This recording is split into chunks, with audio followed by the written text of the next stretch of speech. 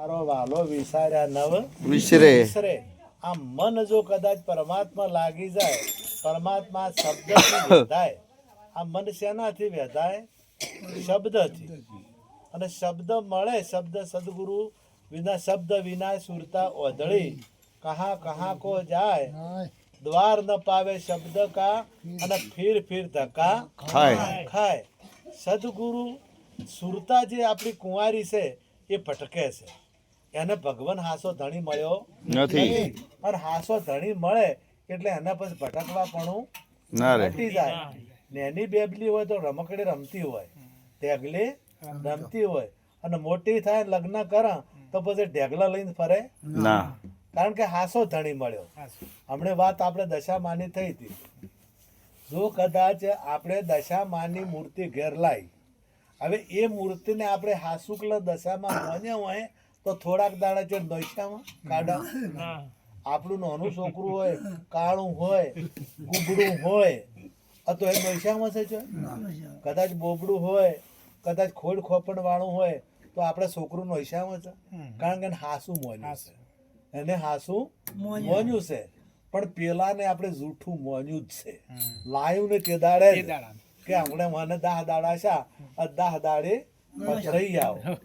પેલા આપણે જન્માષ્ટમી કોંદડો કરતા, આજે તળાવની માટી લઈ અને તળાવની માટીને પછી બનાવે કોંદડો જન્મ, અને પછી રમે, થોડાક દાડા રમે, અને પછી નોશાવે હતા નહીં.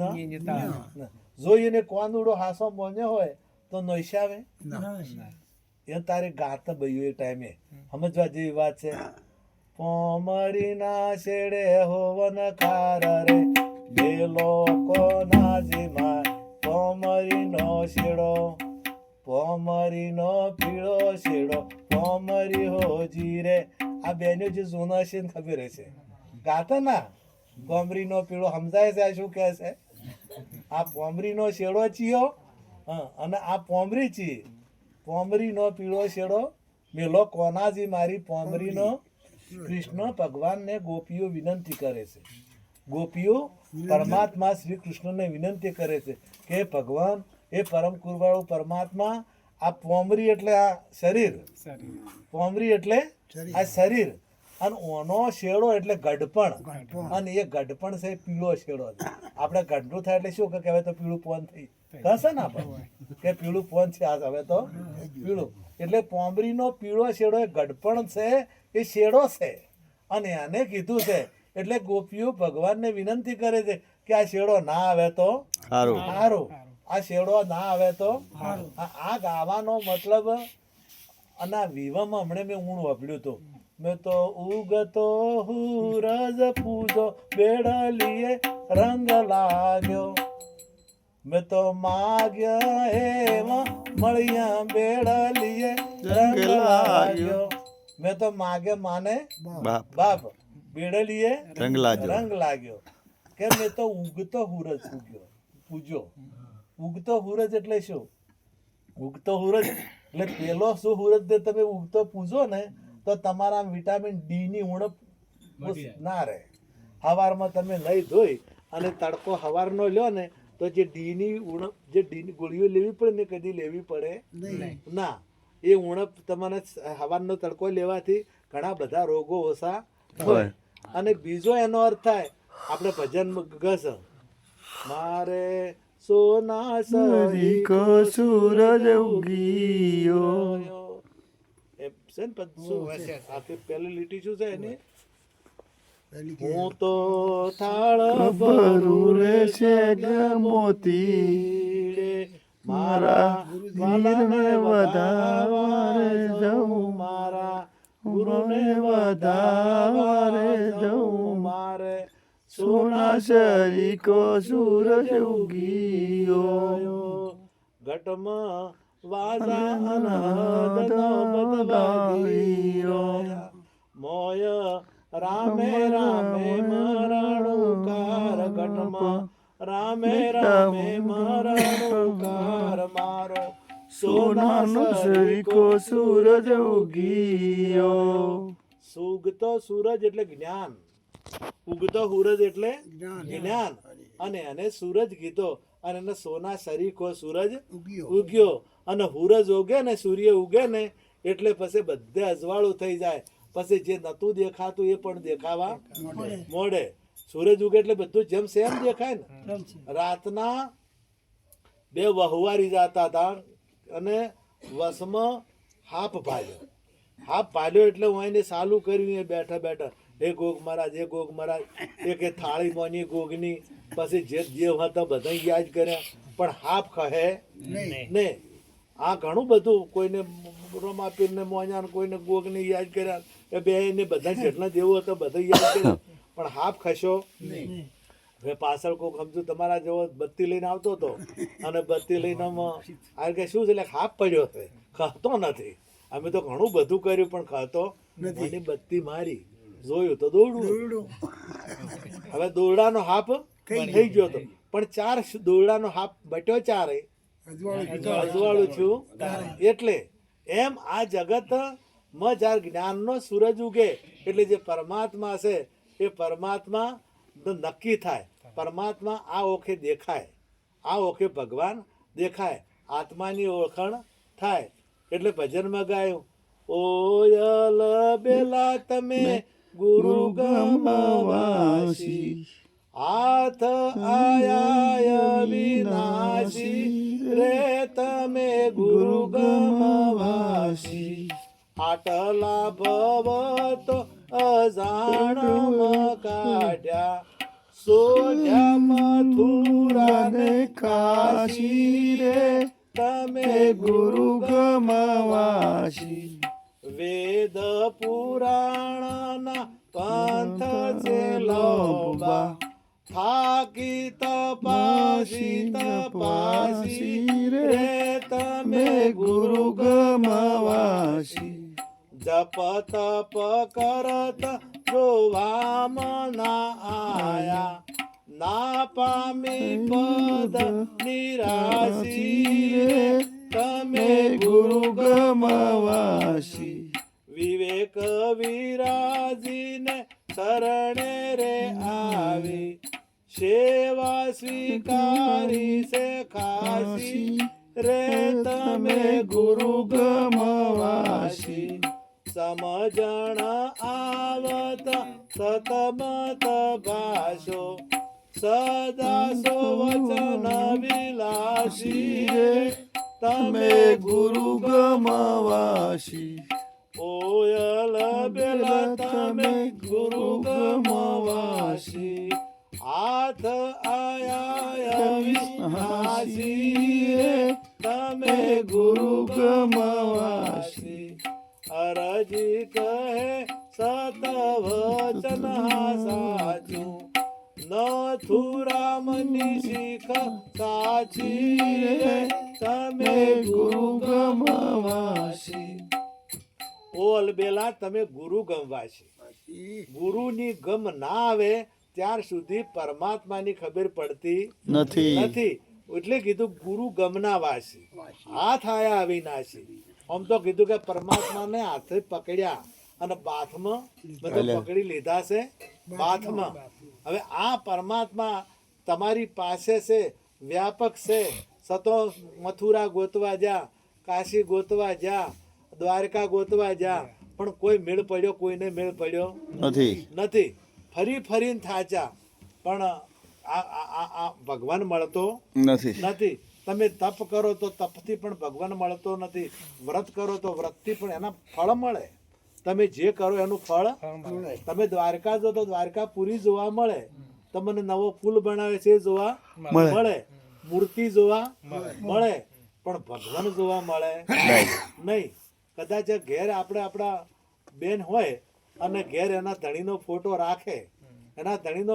રાખે, તો ફોટો ધણી જુદા કે ફોટો એ ધણી જુદા? હે, ફોટાથી ધણી જુદા છે. કદાચ એ ફોટા પાસે માગે કે 10 રૂપિયા આલજો, શાકભાજી લાવી છે, ફોટો આલે? આખી જિંદગી કગરે તો એ ફોટો આલે ના આલે ફોટો. કેમ કે એ પ્રગટ નથી. દોરેલું ફૂલ છે ને સુગંધ આલે નહીં. કેમ કે પ્રગટ સાચું છે નહીં, નકલ છે. ફૂલ દોરે સાચા જેવું લાગે છે પણ નકલ છે. એટલે તમે ગમે તેવી મૂર્તિ હોય, ગમે એટલી રૂપાળી મૂર્તિ હોય, ગમે એટલે હારો ઘાટ ઘડેલો હોય, પણ એ કોઈ દાડો જ્ઞાન આપી શકે નહીં. આ એ મૂર્તિથી તમે પ્રેરણા લઈ શકો. એ મૂર્તિ કે ભાઈ આ રામની મૂર્તિ છે, તો રામની મૂર્તિ કેમ થઈ મારા બાપાની ના થઈ? હે, રામની થઈ મૂર્તિ, કૃષ્ણની મૂર્તિ થઈ, જલારામની મૂર્તિ થઈ, સદારામની મૂર્તિ થઈ, તો આપણા દાદાની કોઈની ચેમ ના થઈ? એ પ્રેરણા લઈ શકો કે એમને કંઈ કર્યું ના, એટલે એમને કોઈને મોન્યા નથી. નહીં. પણ એમને જલારામ બાપાએ ગુરુના ચરણે ભોજલરામ એમના ગુરુ, અને ગુરુના શરણે જઈ અને જ્ઞાન મેળવ્યું. એ ઉગતો સૂરજ પૂજો, ઉગતો સૂરજ પૂજો, તારા બેડલીએ રંગ લાગ્યો. તોરલે કીધું કે મારી બેડલીને ડૂબવા, નહીં દઉં. મારી બેડલીને ડૂબવા, પાપ તારું પ્રકાશ જાડેજા, તારી બેડલીને ડૂબવા નહીં દઉં. હવે આ બેડલીની વાત કરી, અને એ બેડલી અમે રંગ લાગ્યો ને એટલે માજા એવા મળ્યા. પછી તમે જે માજા ને એ મળ્યા, પણ ગાનાર ગમશે નહીં. ગોવાય છે વિવાહ કરે ને તારે બધા ગીતો જ્ઞાનના ભરેલા છે. પહેલા તો હવે તો પેલા ડીજે વાગતો હોય, બધું વાગતું હોય, પણ પહેલા અમે વપરેલા શીરો ખાઈને આવતો હોય, શીરો કરેલો, તો કે તારી વેવન તારી કોઠીઓ અભાડે, અમે શીરો ખાતો નથી, આવું કહેતા. પછી બીજું કે વેવાઈ જોવા છે પણ જોવામાં આયા ને. આ બે વાતો હાસી છે, પણ આ વાતો સમજાતી નથી. વેવાઈ દેખાય એવા નથી, પરંતુ આ વાત તમારે જ્ઞાન દ્રષ્ટિ ના મળી હોય, ત્રીજું લોચન ના ખોલ્યું હોય, એટલી વાર આ વાત સમજાય એવી નથી. એટલે સદગુરુ મહારાજના ચરણે એ ઉગતો સૂરજ એટલે જ્ઞાન સૂરજ, જ્ઞાનની મારા જ્ઞાનીનો સૂરજ ઉગી ગયો. અને તારે પછી ઘટમાં એ પછી તમે જો એ રોમે રોમે રણુકાર, તમારા રોમે રોમ જેટલા રોમે છે એ રોમે રોમેમાં એ રામે રોમે રણુકાર, એટલે તો રોમે રોમ બોલી રહ્યો છે, રામનું નામ એ રોમે રોમે થઈ રહ્યું છે. પણ એ વાત સમજાય તારે, એ ના સમજાય એટલે ઘણા મેળ આવતો નથી. અને એના માટે જ્ઞાની ગુરુ પાસે જવાનું ગીતા એ. એટલે આ બધું તપ કર્યું, વ્રત કર્યું, કથાઓ બધું કર્યું, પણ આ આવ્યું નહીં. એટલે જ્ઞાની ગુરુ, આ તબલો મન નથી આવડતા તો તમને હું ગમે એમ શીખવાડું તો ના આવડે જ ના આવડે, પણ એને આવડે છે તો એ શીખવાડી શકે. એટલે જેને જે આવડતું હોય એ એને શીખવાડી શકે. એમ ગુરુને જ્ઞાન હોય આત્મા પરમાત્માનું, આત્માનું જ્ઞાન હોય તો એ બીજાને એ વાત સમજાઈ શકે. ડૉક્ટર હોય ને એ બીજાને ડૉક્ટર કરી શકે, પણ કડિયા કોમ કરતો હોય ને એ ડૉક્ટર કરી શકે નહીં. અને ડૉક્ટર છે ને કડિયો ના કરી શકે, કારણ કે એનું જ્ઞાન એ છે નહીં.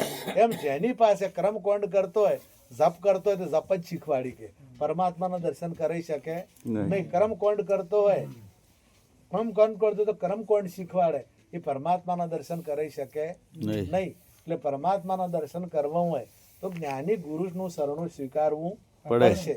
અને બીજું, તમે સતત આ થોડા ઘણો કહારો રાખો તો 100% આપણામાંથી અજ્ઞાનતા દૂર થાય ને થાય.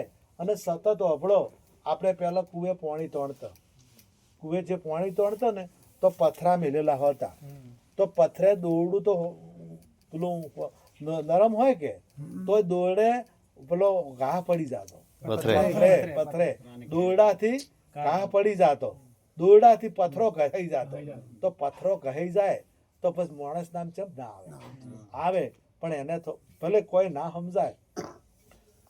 સમજાય ને કશું, તોય જો અહીં બેહે ને તો થોડા ઘણું તો એને ના યાદ રહે ને તો થોડા ઘણું તો આવે જ. એક બૂન ના ધણી જાય કાયમી ભજનમાં જાય, એટલે એને ઘેરથી પૂછું કે શું તમે ભજનમાં શું અપળવા જો છો? કે એ તો રોમની વાતો થાય, કૃષ્ણની વાતો થાય, હારા ભજન ગૌરવ, આ બધા સંતોની વાતો થાય, અને સાખીઓ ગૌરવ, આ બધું ગૌરાય, આ બધું થાય.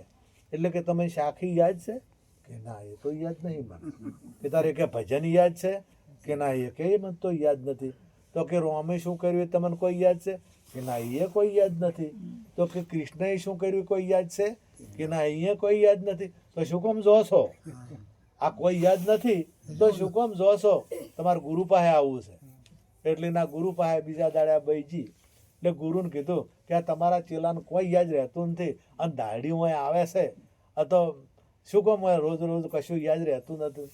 એટલે ગુરુ એક ફૂટેલું તગારું છેટે પડ્યું હતું અને ફોડા વાળું હતું ને ગારા વાળું સણ વાળું હતું એટલે કે પેલા તગારામાં પાણી લઈ આવ પર હતું એટલે બુન તગારું ભણવાજી એટલે આવતા આવતા પાણી નીકળી ગયું કે ફેર ભરી આવો એટલે ફેર તગારું ભરવા ગયા એટલે ફેર પાણી નીકળી ગયું તો ત્રીજી વખત ફેર મેલ્યા 4 વખત મેલ્યા પાણી રહ્યું પણ તગારું ચોખ્ખું થઈ ગયું તગારામાં કોઈ મેલ રહ્યો નહીં ને એટલે પછી બુનને સમજાય કે હવે મેલ છે નહીં. એટલે કે પોણી છે કે ના પોણીએ નથી તારા ગારા વાળું હતું સોણ વાળું હતું એ સોણ ને ગારો બધું નીકળી ગયું કે ના નીકળી ગયું કે નીકળી ગયું તો તારા ધણીને ભલે યાદ ના રહેતું હોય પણ મોય મેલ હતો એ બધો નીકળી ગયો છે મોય જે કચરો પડ્યો હતો ને એ કચરો બધો નીકળી ગયો છે આ તારા ધણીને સોખો કરીને તાર ઘેર મેલ્યો છે ભલે યાદ રહે કે ના રહે એટલે કદાચ આપણને યાદ રહે કે ના રહે પણ આપણો સોખા તો ખાવાના તમે સત્સંગથી 100% તમારામાં બુદ્ધિનો વિકાસ થાય ને થાય અને સત્સંગથી ફળ મળે છે ને મળે છે હવે આપણે બીજું કોઈ થોડીક બધું ભજન બોલો સદગુરુ મહારાજની જય.